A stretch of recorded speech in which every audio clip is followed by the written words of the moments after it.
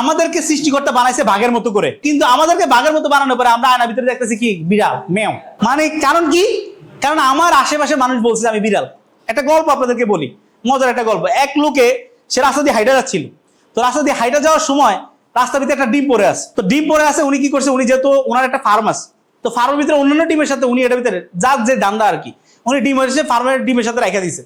এখন ওই মুরগির বাচ্চার সাথে এটাও কি, এই বাচ্চাটাও কি ফুটছে।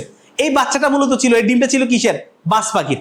এখন মুরগি বাচ্চা যেভাবে হচ্ছে যে কি আদার খাচ্ছে, ওই বাজ পাখি ওইভাবে আদার খাচ্ছে। তো একদিন রাস্তার ভিতরে মাঠের ভিতরে তারা খাবার খাচ্ছে, দেখছে যে কি উপরে বাজ পাখি হচ্ছে কি ফ্লাই করতেছে, বল্টি মারে মারে ফ্লাই করতেছে। এখন এটা দেখা বাজ পাখির যে বাচ্চাটা বলতেছে এত সুন্দরভাবে ওটা ফ্লাই করতেছে, মানে দেখতে কি অনেক সুন্দর লাগতেছে, এটা কোন পাখি, এটা কি?